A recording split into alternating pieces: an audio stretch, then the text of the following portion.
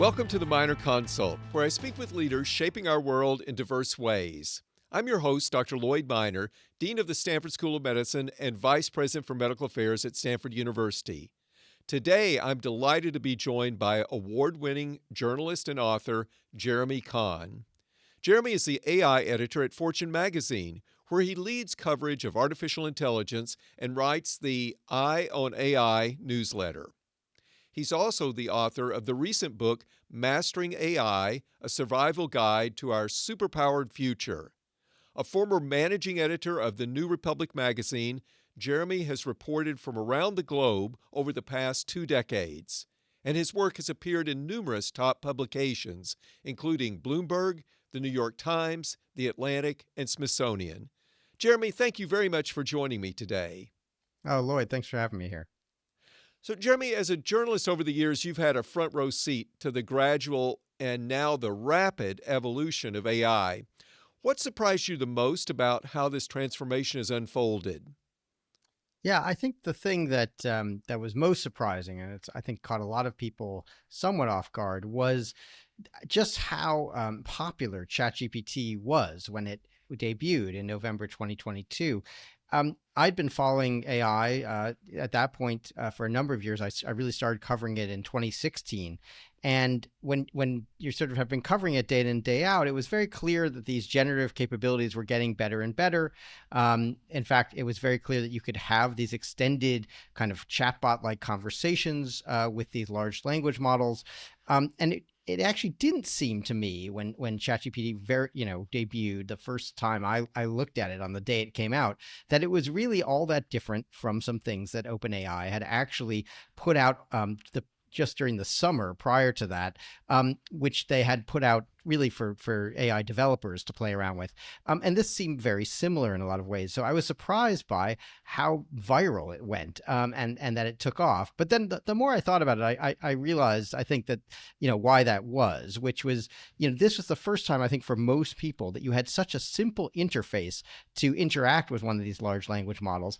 And the fact that you could talk to it about anything was really mind-blowing to people. And I think that the fact that it could converse in natural language, which most people weren't aware that AI models could really do, awakened people to these possibilities. And suddenly it was like, oh my God, AI is here. And it really opened up usage of the technology to people, and really got everyone in the whole world, I think, thinking about what this technology is going to do.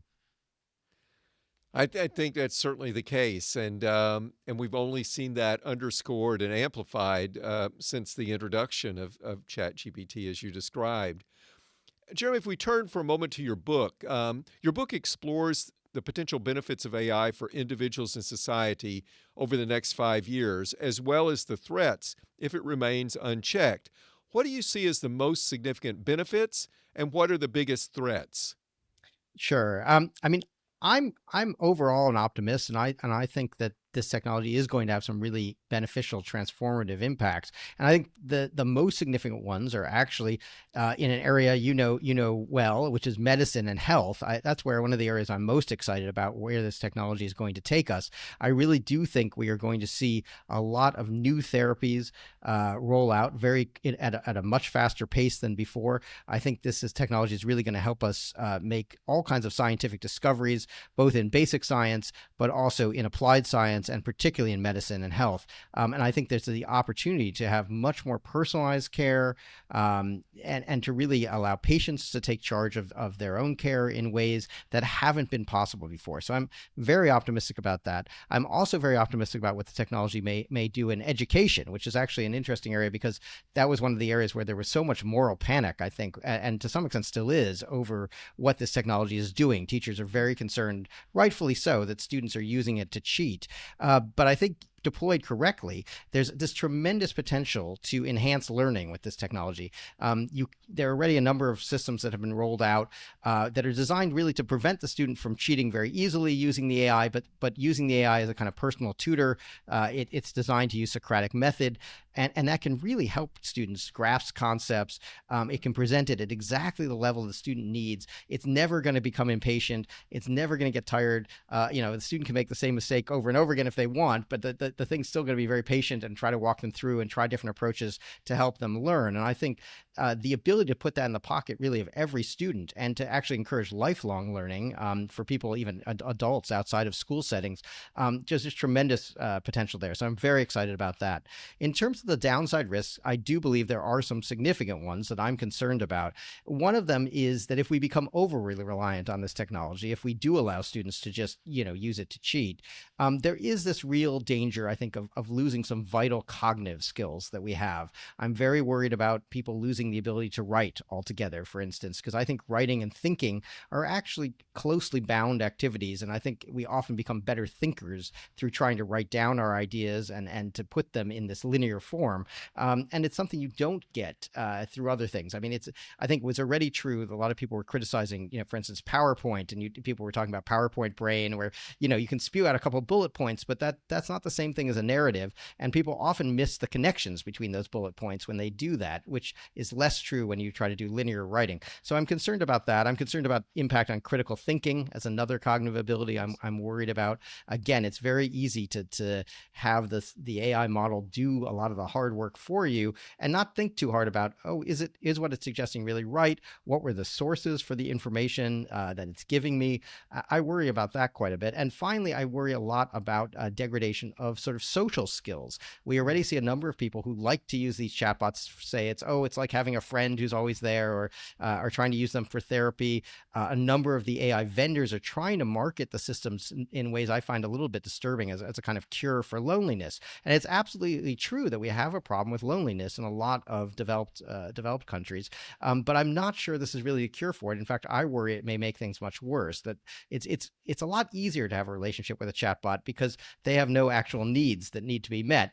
And to some extent, they're kind of designed to be pleasing to the user. There's been some interesting incidents where that's gone too far, and the AI models have become too sycophantic. But in general, they're supposed to sort of be pleasing to us and not challenge us too much about what we might think or say. And I worry that that'll be very comfortable for people. They're like, this is a lot easier than having to go out and actually meet people who might challenge what I say. They might not like me. They might not like what I say. And I think for people who might already have social anxiety, this could just become a crutch. And I worry that we're going to find people much more isolated actually than before.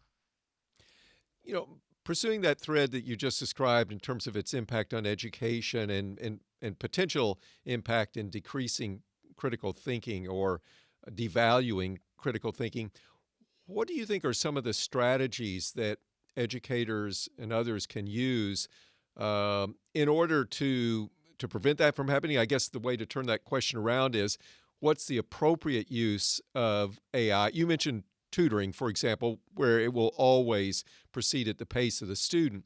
But what other skills and activities that we traditionally have associated with, say, human intelligence in terms of the assimilation of information and then the categorization of facts and details based upon a base of knowledge that traditionally has required human intelligence, but now increasingly can at least be augmented by generative AI and maybe in some cases replaced by it. So how do we safeguard, and perhaps safeguard is not the right word, how do we use it appropriately to accentuate human intelligence and critical thinking? Yeah, those are really good questions. I'm sure I could spend all day just on that topic. But Sure. I think, as I suggest in the book, that there are a number of ways potentially to do this. There's certainly a number of ways around assessment.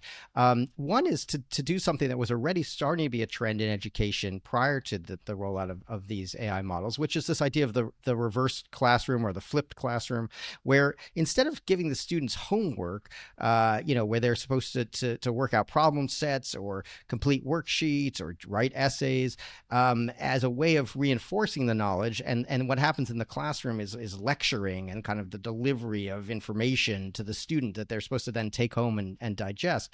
You kind of flip that around, and you actually, potentially with the help of AI, you essentially have the information delivery take place at home, but then you assess the student in class. And what you're asking them to do in class is to maybe do the problem set in class, or do the writing assignment in class. Or I suggest we could do a lot more actually with having students interact with each other in class, because that's something you're not going to get from AI, is actually get students in group discussion. And I think by observing that as the educator, it becomes very clear which students actually know their stuff and which don't.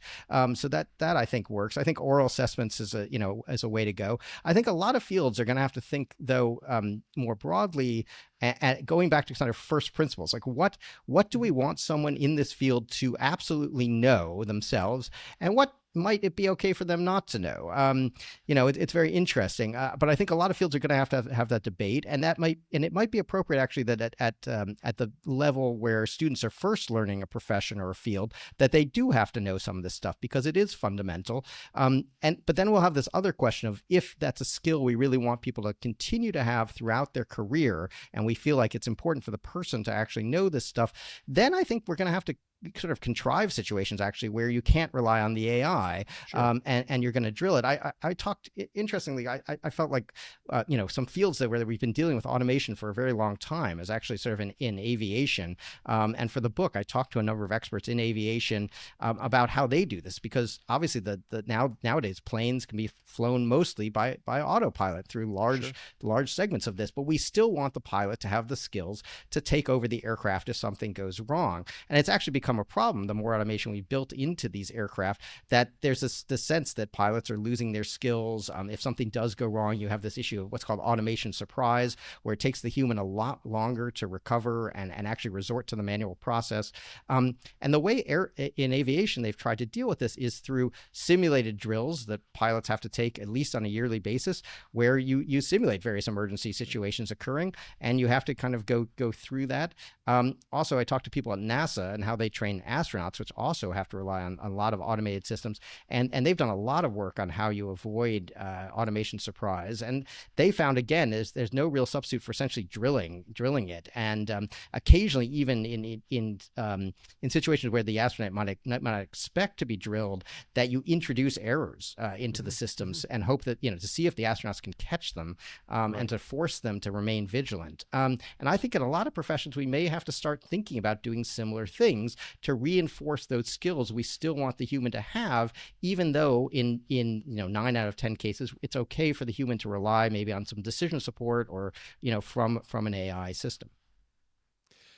Jeremy, you've thought and written a lot about the potential impact of generative AI across multiple economic and business sectors.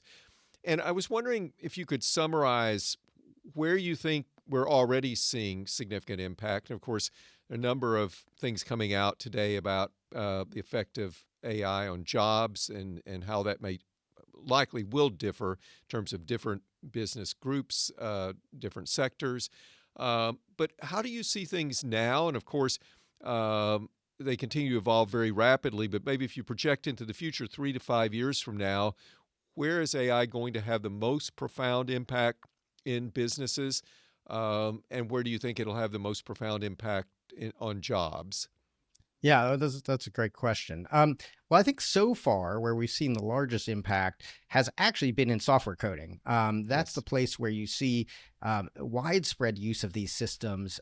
Almost everyone who codes now is using an AI assistant of some kind to either help complete the code they're writing, in some cases now assigning them basically to write all the code for certain segments of the code base initially, and then it's just kind of reviewed by the human engineer. So there's been a profound impact already on software coding, and that is translating into an impact on jobs. You keep hearing about companies saying they're going to hire a lot fewer coders, especially junior coders, than in the past. So that's a case where you've already seen tremendous impact. The other area where we're already seeing quite a lot of impact is in call centers and kind of customer support. A lot of people are now using AI to that's interesting. I think there was, when ChatGPT first came out, there was a lot of people who thought, oh, great, we can automate away all of the human call center, handlers that we had. And some people are trying that. I think they've had very mixed results. It turns out that the range of questions you can can get from customers is pretty diverse, and there are still going to be these edge cases where it's going to be very hard for the automated systems to handle, even if they, as these systems can understand the language pretty well. The actual process that the agent has to go through to successfully resolve the inquiry is actually very complicated and very hard for these systems to accomplish effectively at a often enough for us to be confident that we can just take people out of the loop. So I think actually a lot of companies that thought, oh, we can take all the call center people out of the equation have actually rode back on that. But what almost all the call centers are doing is deploying some kind of a co-pilot for the call handling agents that's essentially listening to the call along with the human agent and advising them in real time what they should say to help resolve that question from the customer, and pulling up also documentation, literature that the agent can use to tell the customer, oh, here's what you need to do. It's pulling up the customer's account information right in real time. It's eliminating work for the agents. And helping them resolve the calls much more successfully faster. So that's, I think, what we're seeing there, which again may have an impact on jobs. You may not need as many call center handlers to grow a business to a certain size. So there probably is a job impact there, even though you're not seeing, everyone who's working in a call center lose their jobs yet. And I'm not sure you will, again, for those reasons of all those edge cases. But I think if you project out 5 to 10 years, we'll see a kind of, I think, creeping automation of a lot of things in a lot of people's jobs, where AI will perform some of the tasks. It probably will not perform the entire job. So you're still going to have people in these roles, but it is definitely the case you may not need quite as many people for a given, volume of business. And I think that is going to have, some impacts on the job market. On the other hand, to be slightly optimistic about it, I have heard from a number of people who have been able to start sort of small businesses, sort of one-man shops, essentially, and grow those businesses to some significant level of revenue without having to hire additional employees, because they're using AI to do a lot of the functions helping them with the bookkeeping, helping them write marketing, helping them code. They don't have to hire coders. So maybe this person, at least to get their initial small business up and running, they can just get the AI system to write all the code that they need. It can get it to design the website. There's a lot of ways where it could actually help in business formation and help a lot of small businesses grow, which would be good for the economy. Whether that compensates, though, for the jobs that we will not need, I'm not sure. I think the jury is very much still out on that. Do you think that there are areas where you've talked about the jobs that we may not need as many of, maybe call center operators, for example? I like your example in terms of having generative AI work in the background so that it's giving the human the information that is most useful to them as they relay that information and help the customer solve their specific problem. Are there categories of jobs that are likely to be created because of generative AI? And maybe since you're a technology reporter, you focus on AI, but you have knowledge of and you've covered technology more broadly. If we look at previous transformations fueled by technology, what can we learn from job creation that's come out of those? Of course, what came out of the creation of the internet and the emergence of software was the need for a lot more programmers. And as you've just said, that need is probably going to be attenuated, and every programmer is going to have an AI assistant that previously humans would have probably done.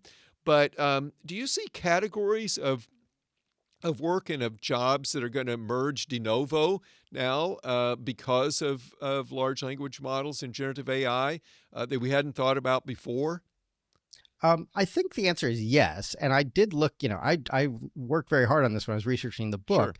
Sure. It is true that every other technological, revolution has resulted actually in more jobs. More jobs have been created in the long term than jobs have been lost. And I don't think there's a reason to think that AI will necessarily be any different.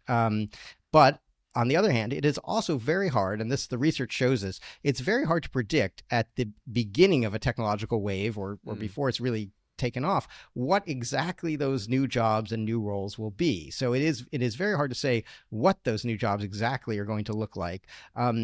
But we can be pretty assured from the literature that that probably will happen. There will be these roles. And I can point to a few that we've seen emerge so far. It's unclear if these new roles are going to last, or if the technology continues to get better, if they actually won't really be necessary. But I'll just mention two of them. One is this role called a prompt engineer. That's somebody who's very good at talking to an AI system, essentially to get it to do what a company wants it to do.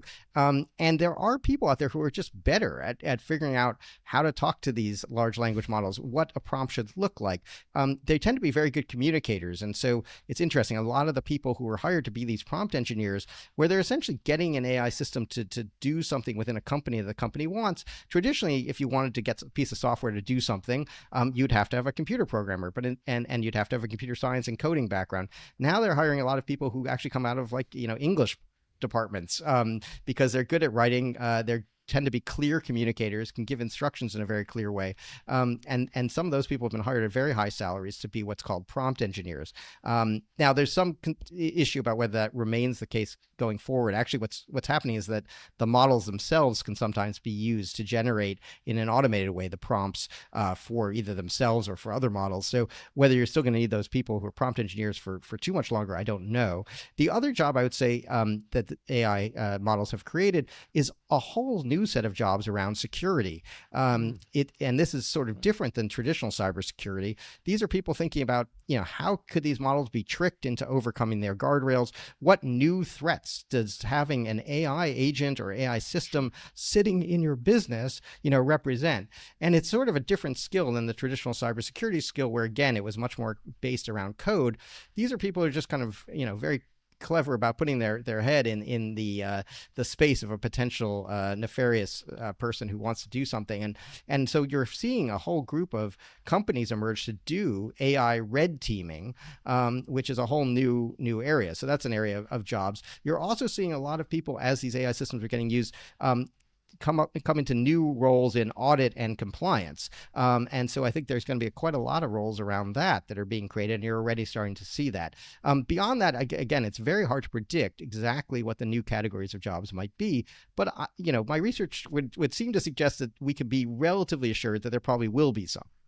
Jeremy, one of the things that those of us in health and healthcare find challenging, at least conceptually, is we share the enthusiasm that you've expressed about the transformational nature of large language models, chatbots, everything we're seeing with this rapid deployment and evolution of large language models. But an analogy would be if we're looking at a traditional algorithm that, for example, adjusts the dosage of a medication based upon someone's kidney function or their liver function, we can give that. First of all, we know the structure of the algorithm. We know every node of the algorithm. We can give that algorithm the same information over multiple different iterations, and we'll get the same result. And also, we can tweak the algorithm in ways based upon outcome that we know it needs to be tweaked.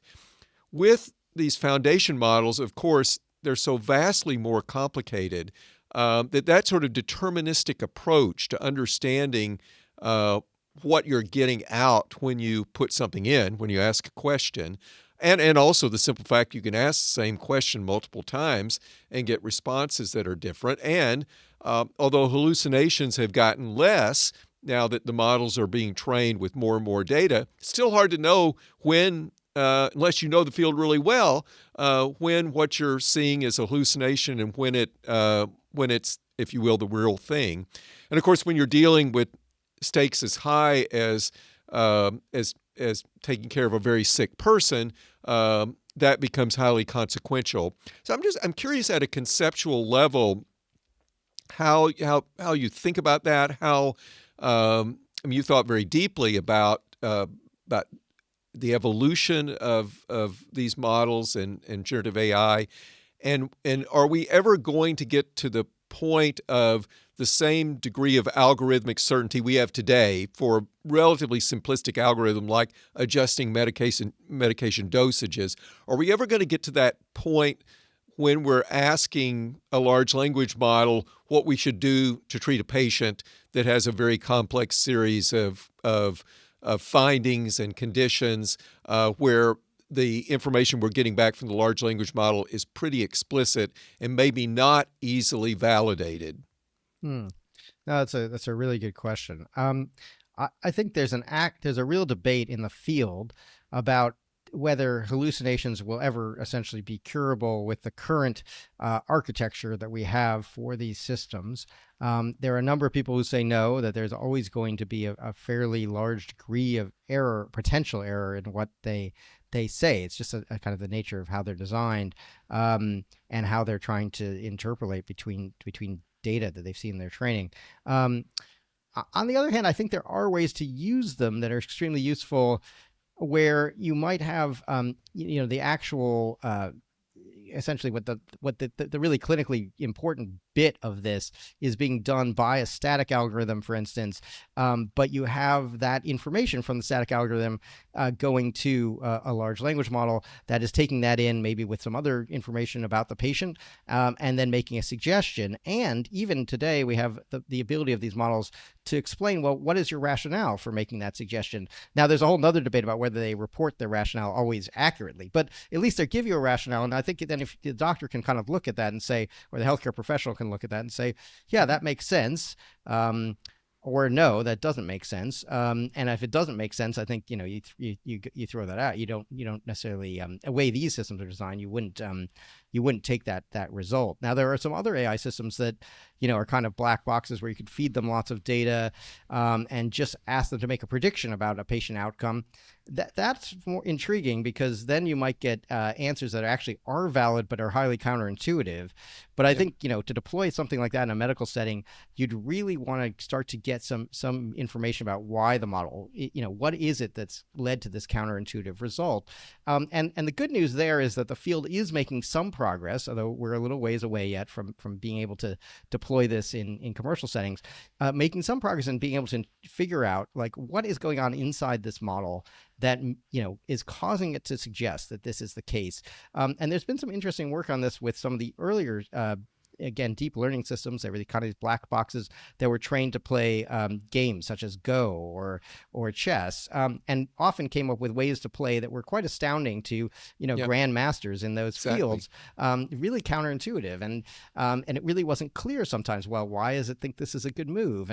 But they've actually analyzed some of these systems now, and that it turns out they had actually kind of come across, you know, interesting tactics that are more or less valid, that the human players had ignored for years, or just weren't aware of, or had there a kind of dogma had developed, I think, in the way humans would play some of these games, where they placed a lot of emphasis on something like in chess, like the value of the pieces, as opposed to it turns out that the space you have on the board, and your positionality often matters a lot more. And one of the things that chess experts who analyze these AI games played by these very good deep learning systems found out, is that they placed a lot more value on sort of maintaining space in the middle of the board than they did on the value of the pieces that they might lose to gain and maintain that space, which was interesting. And we've been able to sort of analyze what's going on inside these networks and see that that's kind of how they're thinking about things. So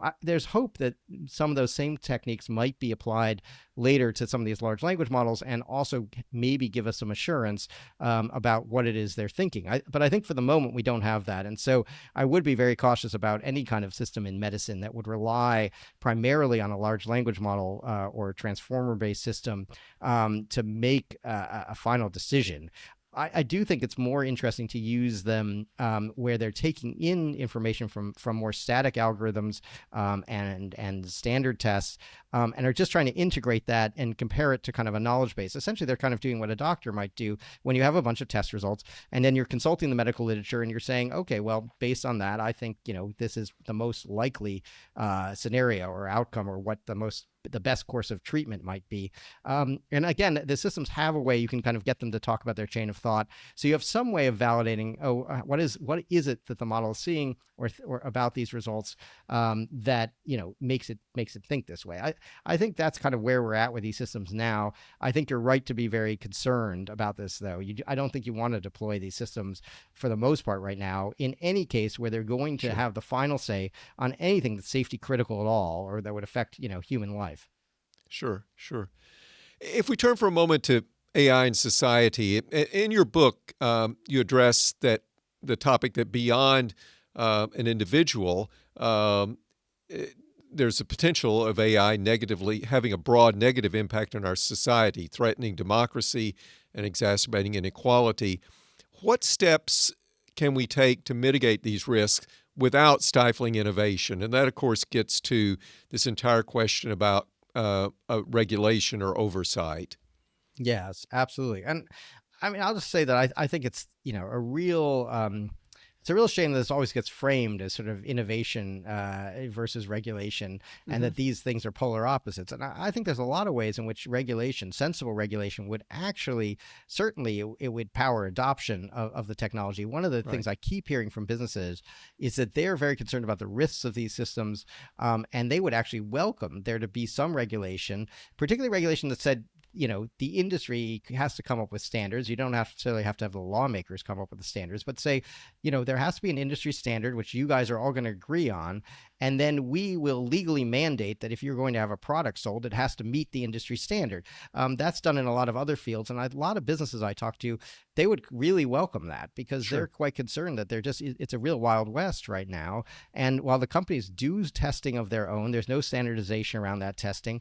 There's no requirement that they do the testing. There's no requirement what they have to say about the testing that they've done. And in some cases, companies have come out with benchmark results, and when people have tried to replicate them, they can't do so. So it's there's at least reason to think that the companies may not be doing the tests in the proper way. So again, I think there needs to be standardization that can be done through industry bodies. It doesn't have to be mandated government standards necessarily.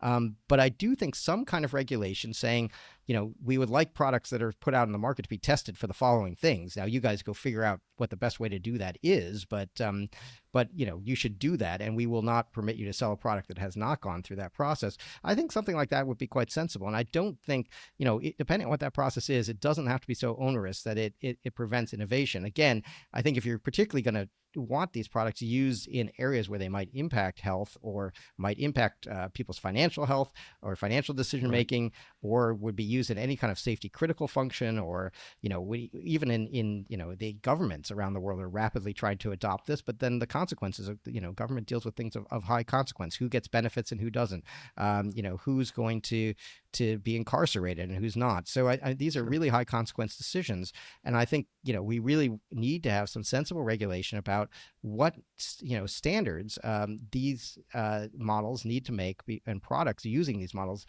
need to have before they're deployed. I don't think that would necessarily hurt innovation. I think actually it might increase the potential market size, which ought to help innovation. Jeremy, it's been about a year since your book was published. Now, if you could write an addendum today based on the past 12 months, what would you add? Or maybe what are you thinking about in terms of a second edition?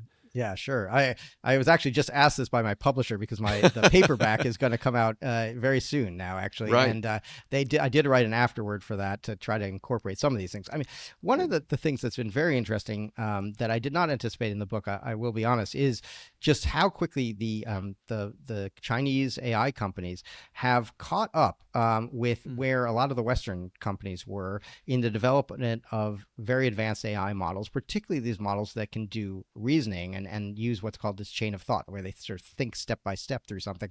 It's been very interesting to see that a number of Chinese companies, starting with DeepSeek, which got a lot of attention, but now copied by some of the big Chinese internet companies like Alibaba and Baidu as well, and a host of other sort of Chinese startups, have come up with very powerful models that also run on a very light computing footprint. And that's Hmm. been very interesting. So I think it does it does change the equation a little bit. It, first of all, makes reasoning a lot more accessible to a lot of companies around the world who want to use this, but were afraid that it was too expensive before. It rapidly lowers the cost. And when you rapidly lower the cost, you tend to get more deployment in more areas. So I think that's been very interesting. Also, I think what reasoning kind of empowers. Like I mentioned, you can kind of interrogate the models now and say, well, what steps did you take to do this? Why do you think this is the case? And you can get an answer. Again, it may not always be 100% reflective of what the model actually did to arrive at that answer, but at least it gives a human a way of assessing, should I trust this or not? Or is Sure. it, does this sound reasonable or not? So I think the reasoning models have had a big impact, and that's been very new. But they've also, because of the Chinese companies have been, really prominent in this area, have really upped the kind of geopolitical stakes, geopolitical tension over AI. And that's something, of course, that has occurred in the last year, both because those models have come out, but also, frankly, because of what's happened with the election of President Trump in the U.S. And he's come in, he's very much a China hawk. There are a lot of people around him who are very concerned about China's use of these models, really feel like China is trying to use them to enhance its military capabilities. I'm sure that is true to some degree, and they would like to prevent China from getting access to this technology and gaining any kind of edge on the U.S. And it's created this real geopolitical tension around the world where the U.S. is putting a lot of pressure on various countries around the world not to use Chinese technology in data centers, but also not to use Chinese-made AI models. And that's interesting because some of these models, as I said, are very capable and available at much lower price points. So they're very attractive to a lot of companies. But now there's this issue of like, if I use them or if I allow companies in my country to use them, are there going to be other negative consequences from the U.S.? Is the U.S. potentially going to cut me off from access to U.S. technology that I would like to have? And so that's creating very interesting dynamics. So that's another thing that the kind of the heightened, there was already quite a lot of geopolitical tension over AI, but it's just become much more heightened in the past year. Well, Jeremy, this has been a fascinating conversation, and I'd like to end with two questions that I ask all of my guests. First, what do you think are the most important qualities for a leader today? And for you, I'll add, particularly as we navigate the AI revolution. Yes, absolutely. Well, I would say one is just you have to be curious. I'd say that's incredibly important. You've got to want to learn about this technology and all the potential impacts it can have. I really think curiosity is a hugely important quality for leaders right now. And then and maybe the other is just flexibility. You have to be really flexible. I think you have to be willing to re-engineer your organization, go back to first principles. A lot of this technology really challenges us, I think, to go back to first principles and say, what do we want this business to do? What is the purpose of this workflow? What is this organization set up to do? And to start there. And then, it doesn't matter with the process you've used to accomplish that mission in the past. There's the potential now with this technology to create completely new processes to accomplish that mission. But you really have to start with those first principles. And secondly, what gives you hope for the future? Yeah, well, I think, again, I'm very hopeful that humanity has done pretty well with most technologies in the past, including ones that had really terrific potential. Nuclear technology, which similarly had the potential to destroy the entire world, and yet tremendous positive benefits. Or certainly a lot of the things that have happened in biology. Again, tremendous potential to create horrific weapons of war, and yet tremendous potential for therapeutics and to benefit mankind. And on balance, we've generally done pretty well so far. We have, it's been a bit. Some people say we've just muddled through, or it's been luck, but we've done okay. We haven't killed ourselves all yet, and so I'm hopeful that will continue to be the case. That we have some smart people thinking about the policies around this, how to develop this technology, and I'm hoping that those minds kind of prevail. It's one of the reasons I do think we need to think about regulation, frankly, because I do think in the past there's been at least some governance structures around these technologies. They may not have been entirely effective, but we did think and put in place some structures to try to shape this technology. And I think, again, this is a technology that is very protean at the moment. There is every opportunity to shape how it's developed. We all have agency in this. And I think too often with technology, people feel like they have no agency. It's just these big tech companies developing this. They're deciding our fate and our future, and we have nothing to do with it. And I think even people in government sometimes feel that way. They feel like, these tech companies are they're so powerful and so wealthy. Plus they know this stuff. They're so much further ahead than we are in thinking about it. We have no chance of catching up. But I think that's a mistake. I think people really need to start trying to act and to think about how we can govern this technology, both in our own lives, in our own companies, and then and within broader society. I think at all three of those levels, there's potential for agency and action, and I just kind of hope people are going to take that opportunity now. And if they do, I'm pretty optimistic that we'll actually, end up in a good place. Well, Jeremy, thank you so much. This has been a wonderful conversation, very informative conversation. And thank you for listening to the Minor Consult with me, Dr. Lloyd Minor. I hope you enjoyed today's discussion with Jeremy Kahn, AI editor at Fortune magazine. Please send your questions by email to the Minor Consult at theminorconsult.com. And check out our website, theminorconsult.com, for updates, episodes, and more. To get the latest episodes of the Minor Consult, subscribe on Apple Podcasts, Spotify, or wherever you listen. Thank you so much for joining me today. I look forward to our next episode. Until then, stay safe, stay well, and be kind.